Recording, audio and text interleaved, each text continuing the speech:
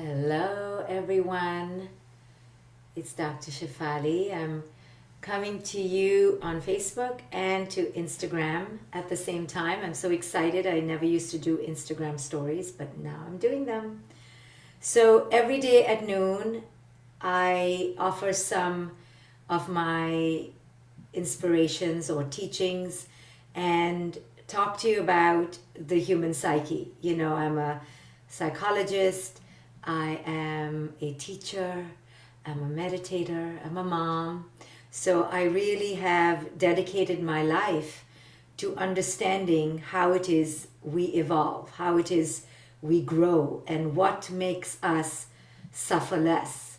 So when I come here to you every day at noon, and for those of you on Instagram, my stories, if you want to catch me on Facebook, every day at noon, do join me there as well, whichever one. So the reason I have dedicated my life to understanding psychology and wisdom is because I am deeply committed to helping people and myself suffer less, to understand what is the pathway to living this thing we call a life in the most fulfilled, powerful, free way.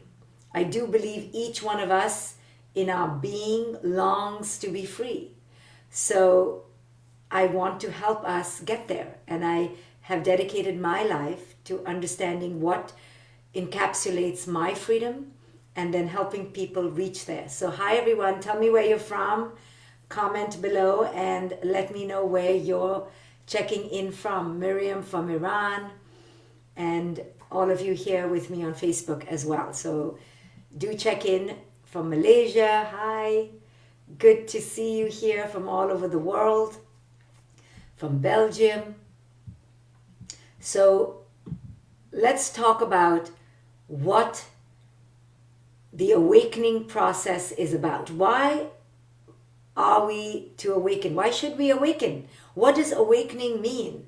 This is what I've dedicated my life to awakening. Awakening for me means entering our most authentic selves. What does that mean? It means being fully present to the reality before us in our most original way, in our most unencumbered way, in our most free way.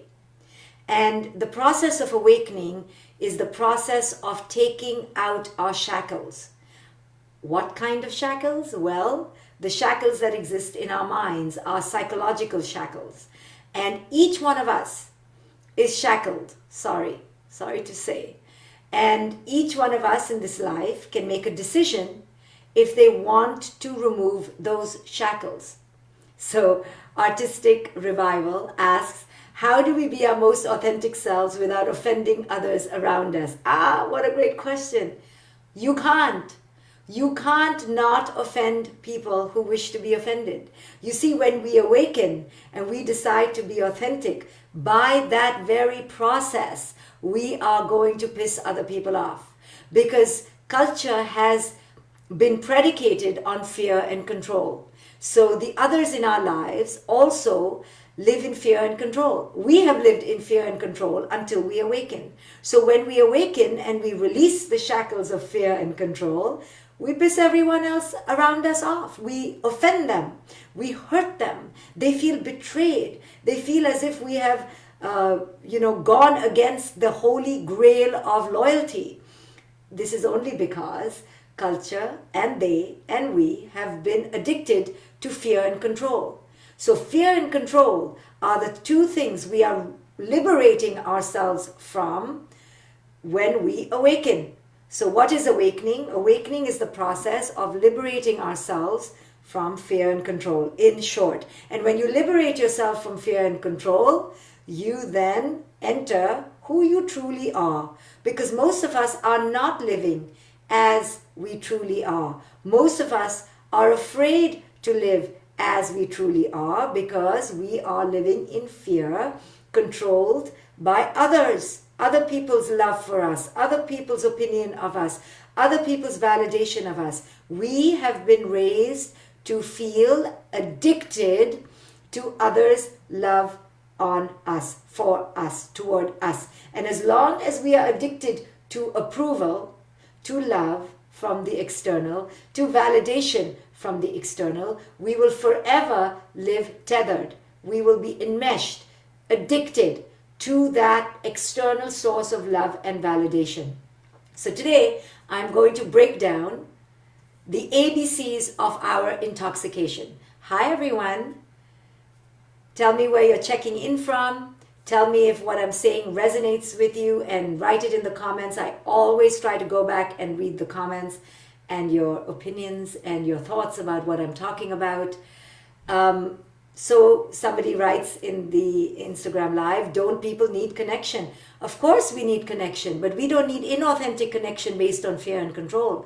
We need authentic connection based on liberation, on sovereignty of each other's unique spirits, on respect, on reverence for who we authentically are, not based on transactionality, on conditionality. And most relationships are based on conditionality and transactionality. You, me, if, then, only if, right? Very few of us have tasted unconditionality even toward our own selves, even towards our own selves. We have been shackled. Shackled means, somebody's asking what does that mean? It means we have been tied down to these false ideas that culture has put on us, who we should be as men and women, who we should be as mothers and fathers, who we should be as children, who we should be in the world. We should be skinny and beautiful and achieving and successful and rich and have status and belonging. These are the shackles, these are the ropes that tie us down and make us feel that unless we are that, we are not worthy. If we are not worthy, then we don't even exist. So our entire sense of worth is placed on the external. And I am only teaching, yes, but please understand, I know this because I see my own shackles. I see how I am shackled myself and how we as a culture have been intoxicated by fear and control. So today I'd like to break down for us the ABCs of fear and control. It's going to take a little bit of time because I actually go down to the letter E. A, B, C, D, E. I'm making it simple, but it's going to take time. So my teachings take time. They're not quick bites. They're not sensational. They are meant to provoke and ignite deep thinking and probing and introspection and turning the mirror to yourself. So when you listen to my teachings, I ask you to sit, to pause, to contemplate, to take your time. Because what I'm asking you to do is truly examine archaic, old belief systems. I'm asking you to do work right now. This is called inner work. I'm giving it for free. I would do this in therapy and charge a lot, but I'm giving it to you for free. But what I'm asking from you in return, if you truly want to get what I'm saying from my heart, then you need to open your heart. And to open your heart, you need to open your mind. Yes, because a heart that is open can only be a reflection of an open mind. But an open mind is inordinately difficult to open. You know why? Because it is bound and it is dense with ideas and attitudes and opinions and belief systems and the need to be right. All because this is how we have been raised. We have been intoxicated on data, on knowledge, on external things and distractions. So let's go through the ABCDEs of our addiction to fear and control. This is what I want to talk about today. Our addiction to fear and control. The ABCs of fear and control. Number one, A, we have been asleep. In order to awaken, you first need to be aware of how you've been asleep. Yes, so when people come to me, to my conferences or to my lectures, and they first tell me, Dr. Shefali, I am conscious. And I say to them, oh, no, this is not what I'm talking about. You are sentient. You have 5 senses. But consciousness is a process that is earned. It is an ever evolving process. So people who are truly walking the path of consciousness will never ever say, I'm conscious, because they understand it is an elusive destination. It is a destination that never arrives, like life, like truth, like wisdom, like the understanding of the universe. It is a destination that will never arrive. But because we have control issues, we think we have arrived. So consciousness can never be arrived at. So in order to be awakened, to awaken, the process of awakening, it's all a process, it's a journey, not a destination, yes, to be cliched. So the process of awakening first requires the first A of recognizing the first A of our intoxication, which is we have been asleep. If we do not understand that we are asleep, right? And the way I like to explain it to people, it's like when we go to a nail salon, we women, or men who look through the channel on TV, just to be stereotypical, we think we're making choices. We think we are aware of our control and our destiny. And we go into the nail salon and we're like, I will choose the lavender mist today, or I will choose the sunset orange, right? And we feel so pompous. I have made the choice. Or you go to a buffet, right? Or so you go to the man channel surfing. He goes, I am making my own choice. I am going to click channel 62. Or the person in the buffet is like, I am going to choose kung pao chicken and fried rice and put it on my 2 items on my plate. And we think we're all full of choice. We're so excited. We feel so powerful. But the truth is that we're making a choice in the nail salon, yes, so to speak. Meaning somebody else chose the nail polish. We're making the choice in the Chinese buffet, yes? The chef decided what he wanted to make based on his mood. And the man who's so there in control of his remote, he's channel surfing among corporations who's decided what channels will be there and what ads he will see while he's watching the TV shows. So to become aware that yes, you have some free will, but very little, because it's within the matrix, it's within the bubble. We are always inside the matrix. We're always inside the bubble. And if we don't understand this, that we have some free choice within the bubble, then we will never begin the awakening process. Now, this is a rude awakening.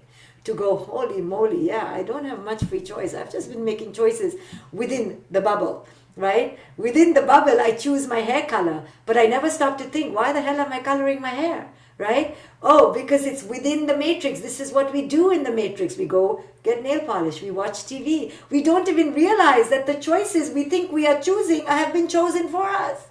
So part of awakening is bursting the bubble of our sleep. We've been asleep. We think that we're not controlled, but we're so controlled, right? So right now with this virus, we're like, are we being controlled? Did somebody plant this virus? Is Bill Gates an evil man? Is Trump more evil than I ever imagined? Right? We're like, who's the bad guy? So there is no bad guy. The truth is we've always been controlled. We've always had mass indoctrination, mass subjugation, mass control. By whom? By our own subjugation, by our own belief systems, by what we chose to believe. But there has been a mass story being told. Always. Culture always has mass stories. The stories change according to culture, right? So in India, we have different cultural stories. In America, we have different ones. Your God is different, my God is different. But the fact is, there is mass control. There are mass stories being told to control us. How we came to be, how many days it took, right? Who should be a beautiful woman? How should she look? What should be the color of her hair? And so on and so forth, right? Like one day I wore white. I think when I came to America first, I didn't understand this thing about the seasons and that you're supposed to wear white only in the summer, something like that. Anyway, so I happened to wear white in like November and people were like, why are you wearing white? I'm like, because it's a color, I like it. And they're like, no, it's a summer color, something like that. And I was like, are you serious? Or things like, the how women dress themselves up and how they're supposed to dress and what is considered beautiful and not. When I came from India, I had to learn a whole new language. But that didn't matter. I didn't mind because the language I had learned culturally in India was in great shakes. I was like, dump that one, let's learn a new one. Let's drop one illusion for another illusion. But I knew we are in a bubble, in an illusion. So the first thing in the awakening process is to understand the A of our intoxication, which is we have been intoxicated. We have been asleep, people. And most of us are asleep. We are just these robots being puppeteered. The movie Matrix is quite wise. So we are in the matrix, and within the matrix we think we're so full of choice. I won't get married at 27. I will get married at 33. And I won't have 2 children. I will have 3. And I'm going to send my kid to a private school, not a public school. Little do we realize most private schools are just glorified public schools. Might as well not pay that much. But no, because we've bought into the cultural story of the moment, right? And unless we understand that we're constantly being sold and we're constantly buying not only products but stories, ideologies, ways of believing, So the Muslim says to the Hindu, I believe in this. The Hindu says, I believe in this. Okay, no problem, trading stories, yeah? But we're always buying and selling ideologies, but we don't realize it because the ideologies stay for a couple centuries. But we don't realize that we're a speck in the history of the billion years that Earth has been here. And we are just in the last minute of Earth's awakening. But because we think we're so superior and because we want to have control, we think we're all that. So the first step in the process of awakening is to understand that we are living in a matrix and we are... Oops. Sorry, my Instagram story went away. I'm back. If I go again, I'll be back. I'm not so good at Instagram stories. So the first step of awakening is to understand we were asleep. This in itself is a rude shock, that we have always been mass controlled. Education is mass controlled. Religion is mass controlled. Pharmacological industry is mass controlled. Cosmetic industry is mass controlled. Media mass controlled, right? The internet that I'm using right now, they're taking our data. They're figuring us out. Mass control. Now there's nothing to be depressed about it. Nothing to be all sad about it. Nothing to look for, someone to get angry with, or this is nothing to get angry about. It is just a fact. It is just the is. And awakening means just realizing, oh, we've been asleep, or she's asleep, or he's asleep. Nothing to be upset about, just is. The isness of the human psychology and cultural psychology is part of the awakening. Nothing to be upset or apathetic or depressed about. But there will be a depression that occurs because you realize, oh my goodness, I've been living my entire life controlled. I've been living my entire life afraid. Oh my goodness. When I came from India, I was 21 years old. And I can't tell you how many times I died to my old self and how epiphanic my shocks were at how asleep I had been. And all that I had thought was true was a bunch of conjured constructions and stories, not even smart stories, really dumb stories that I had fully believed. And when I came to America, because America wasn't India, not that America had better stories, just because it had different stories, it made me realize, oh my God, I have been living on stories, storytelling like I have been a child. And now I'm looking at the other silly stories that the land of America tells its children. And then I just began laughing. I found it just so amusing. But I realized, sorry guys, I'm just trying to fix this. I'm doing multimedia right now. And my phone is falling off the stand. I'm in the illusion, in the matrix that I have control over this thing. And I can talk to many people at the same time. Such rubbish. But indulge me. Okay. So rude awakening, yes? And I was a bit depressed. I felt like I had been told a bunch of lies, and what the hell? What is the truth? So 6 months upon coming to America, I was 21 years old. I went for my first Vipassana meditation because I realized I was in big trouble because I had been relying on what culture had told me, and now I'm beginning to smell the stink that culture doesn't have it together. It's a bunch of nonsense for the most part. And I need to go discover my own truth. So off I went for my first meditation retreat at the age of 21 and a half. And I died. I died a good death. The death that needed to be died, to be killed. I needed to be killing the false stories that were living inside me. I needed to, the ego, the false persona, all my ideas of what I should do, they began to die and die and die. And for the past 25 years, it takes a long time to truly penetrate all the crap that we grew up with and kill it and kill it and kill it and kill it. And one by one, the veils come off, you know, the veils of delusion, the veils of who we thought we should be, but it had nothing to do with who we truly are. So becoming aware that we're living in a matrix is a rude awakening, but a necessary one. It is the first A of our intoxication. Okay, moving along, because I can spend literally 15 days on the first A. So if you want to know more, you can take one of my courses. So B, what's the B? And by the way, I'm not good at acronyms, but I've heard that people learn through these ABC kind of 1, 2, 3. So I was so excited because I found an ABC today. Tomorrow it'll be a new ABC. Yes, I create these all the time. So the first one is being asleep. Second one, B.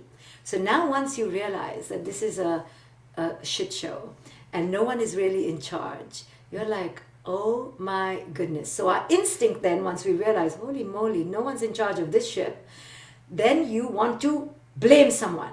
That's the B. Now you're looking to go, okay, let me blame my parents. Let me blame God. Let me blame the priest. Let me blame my husband for marrying me and pretending like he loved me forever. Let me blame somebody, my children.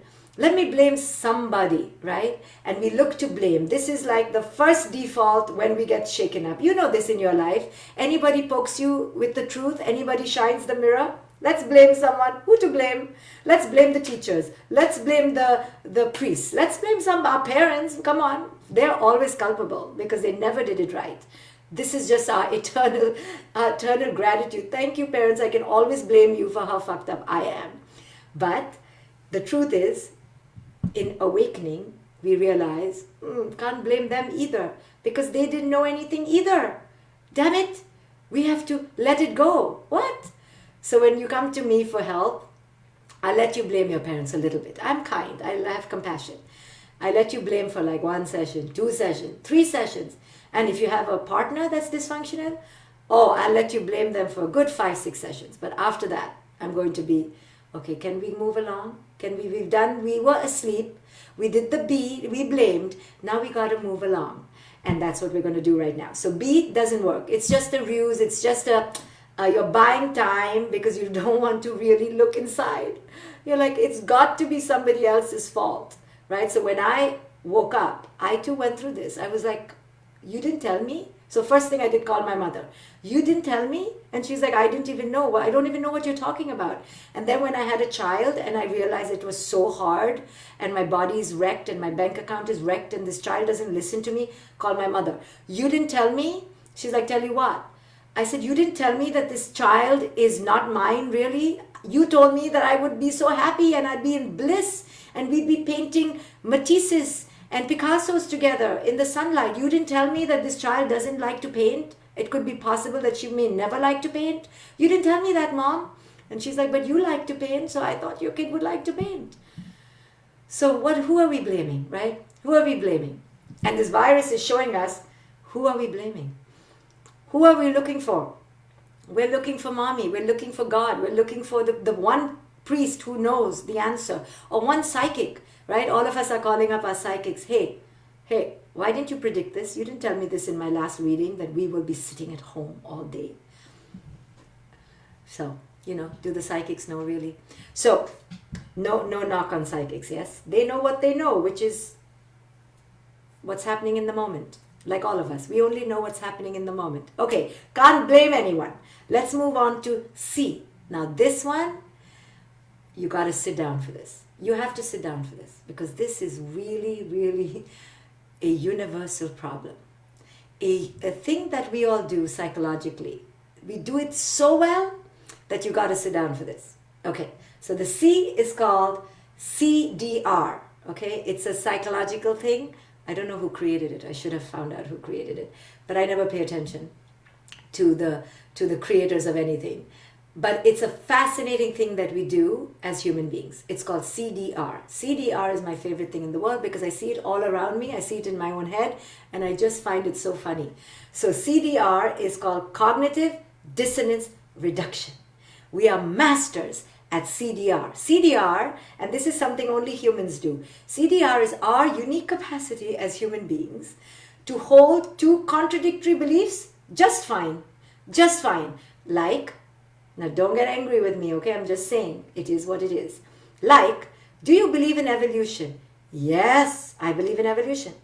Do you believe in the creation story of your religion? Yes, I believe in the creation story of my religion. Don't go together. How do you put it together? Well, I don't. One stays in the left part of my brain, one stays in some other part. And I just hold them together. And somehow I reduce the cognitive dissonance because they don't kind of fit. But I reduce it by, on Mondays I believe in evolution, and on Tuesdays and Sundays and Saturdays and Fridays, depending on what religion I have, I believe in the other stories. And somehow it works. It works because one is faith, one is science. So just so don't get upset with me that I pointed out a CDR. But aren't we good at doing CDRs? We are fabulous at doing CDRs. I'll give you more CDRs. People know smoking is not good, and yet they smoke. Have I had a cigarette or two? Of course. I have done fabulous CDRs like, oh, my cigarettes. I don't smoke right now, yes, but in the past I have. So my past, my daughter may see this now. Oh my goodness. Okay, so in the past when I was a child, I would say my CDR would be, well, my cigarette has peppermint in it. And peppermint is a green thing, and that's good for health. This is like our children. Mom, Fruit Loops are so good for me. Look, they're made of fruit. They smell like fruit, right? Children do this all the time. Look, there's something green in there, Mom. In the ice cream, it's green. So the pistachio, look, there's some pistachios, there's some nuts. This ice cream is so healthy, right? This is called CDR, okay? So I'll give you some other ones, like, maybe eating too much meat or pizza or cheese, not so good. But every time we eat it, we're like, okay, that's it.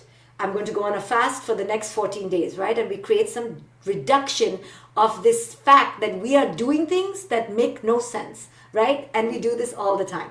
Now, coming to the present moment, this virus is kind of showing us all our CDRs in our face. For example, maybe I should have listened to my mom and not married this person, right? Because now I'm seeing clearly the dissonance in my face. In the past, I knew maybe I made a mistake. I should have listened to my mother, but I created some reduction in the cognitive dissonance because we lived in a big house, or he was gone all the time, or she was gone all the time, or I didn't want to see that he or she was an alcoholic because he or she drank at work, and when he or she came back a little tipsy, but I didn't see it. So we did all these cognitive dissonances, right? Or I don't really want to see that I'm growing old, so I color my hair. But now this damn virus is not allowing my hair colorist to come home, and I'm like, oh goodness, I'm old. So the virus, this moment out, is showing us all our CDRs, and they aren't working anymore because we are up front and center. The other CDRs we used to do were around our mortality. Somehow we distracted ourselves in our old life with our intense busyness that we will not die. Or other people die. We don't die. Maybe I'm so good I don't die. Or I'm so short I don't die. Or, Indian people don't die. Or my past karma, I don't die. So now we created some dissonance, and we buffered ourselves from the truth of our mortality. But now this damn virus is taking that away. Now I'm like, I could die, like really fast. And I'm being confronted, and I'm not allowed to be intoxicated in my delusion anymore that I perhaps, maybe, could be immortal. Or maybe perhaps I'll die when I'm old. Right now, my intoxication, my delusion, my being asleep is being disturbed by this virus. This virus is telling me, holy moly, I am mortal, right? Damn it, I'm mortal. And then the other thing that this virus is showing us is that, I can't predict the damn future. We were all telling our children, we're preparing you for the future. Mommy knows, do this and you will be happy and successful for your future. And the kid is, I'm miserable right now, Mom. It doesn't matter if you're miserable right now. in the future, you will be happy and successful. If you do these 1600 things by the time you're 15, trust me, you will be happy and successful in your future. So we knew we didn't know the future, but we acted like we knew the future. Two things incompatible, but we reduced the dissonance by saying, maybe I know the future. Maybe if my child does the 1600 things with the ABCs under each category, maybe my child will be happy and successful in the future. Now the virus has taken out that reduction of dissonance. Now the virus is showing us, again my Instagram, silly.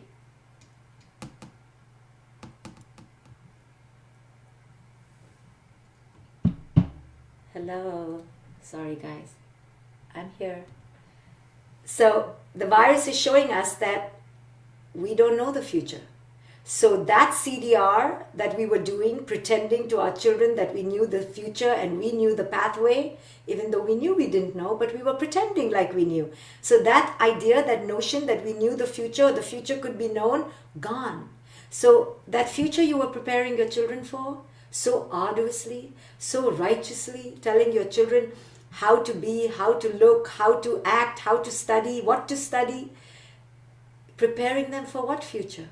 Now this virus has shown us that intoxication we were under doesn't work. Now we are in severe rehab, you see. All our intoxications of the past are not working. Now it is a true sobering of reality that we never knew the future, that our death was always a breath away, that we were always not in control, that there is no one to blame. So you see, the A, B, C, and the D of our intoxication is that when we realize this, we typically do the default, which is to get depressed, right? And withdraw and get apathetic. So the A, B, C, Ds of our intoxication typically go in this process. We are asleep, we keep blaming people, we do CDR, and we don't truly penetrate our inconsistencies. We don't truly examine the crap we've been told. We just go along with the crap and we give this crap to our children. And we pretend we know what happiness is and what success is, but we really don't. And then when these don't work, or we force them to work, or if something's not going well in our life, we just then do our default, which is to be depressed.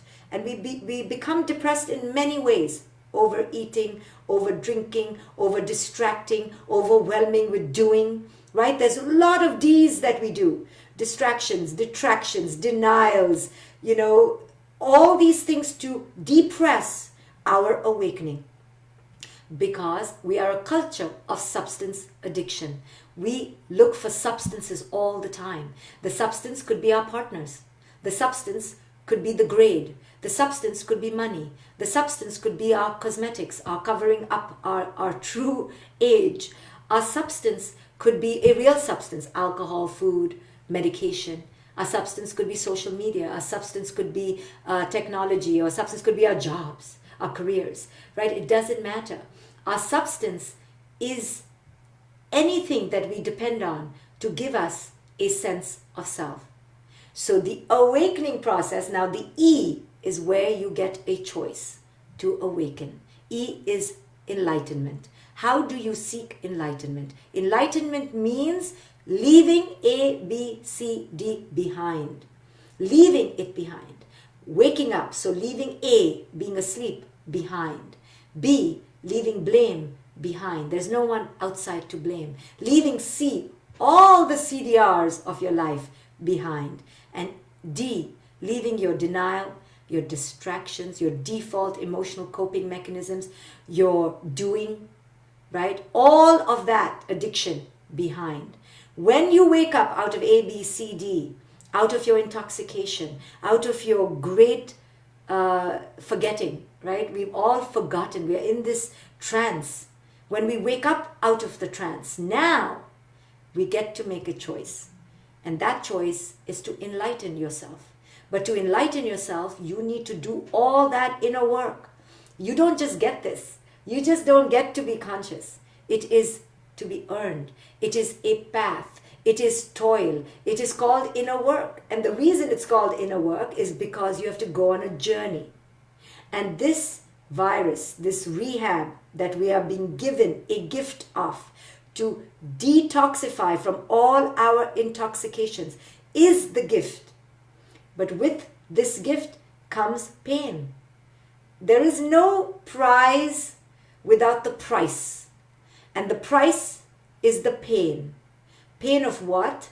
Of going through these steps. We are mortal. We will die. There is no control. There is no immortality. There is no permanence. There is no one on the outside. All my BS CDRs of incompatible beliefs need to be reconciled and integrated. I need to wake up. And this process takes pain because there is a letting go. There is a drastic letting go. There is a death of the old self. So while this virus may be killing many on the physical level, it's also giving us a chance to kill ourselves on the level of our intoxication, on our delusional level, on our inauthentic level, on our false level self. Can we kill off all those layers of ourselves that kept us tethered, shackled to inauthentic ways of living? When we choose to wake up and doing all that work, we now begin to enlighten ourselves. What does it mean to enlighten ourselves? It means to follow our own inner guidance, to understand who we truly are, not dictated, predicated by what culture says, not living in fear or control, truly unshackling ourselves to living our truest selves. Means every moment asking ourselves, am I living in the matrix? And it's okay to live in the matrix. I send my kid to public school and I go, bye, have a great day every time I drop her. You're going to learn so much. No, she's not. She's going to be slaughtered in the slaughterhouse, really. One day I'll tell her the truth. But it's okay to live in the matrix, right? It's okay. I put some mascara. It's okay to live in the matrix. But know that we are living in the matrix. It's not free will. And then make choices. How to dip out of it, how to opt out of it, where to opt out. You have freedom only when you decide to leave the matrix. And leaving the matrix means leaving those who are going to be pissed off that you dare to put your toe out. They're going to be offended. They're going to feel betrayed. They're going to feel like you desanctified your contract as a daughter, as a mother, as a wife, as a husband, right? They're going to act as if you violated something very holy. But you aren't. All you're doing, you're not violating anything. You're just waking up. And people don't like people who wake up because the truth of their awakened spirit is too glaring, too blaring. We want to dim them down. So you'll be told that you're bad. You'll be told that you're disobedient. You'll be called a cheater, a betrayer, a liar. It's okay. Expect it. This is the path of insurgency. Insurgency causes dissent. Dissent causes uncomfort, discomfort. It's okay.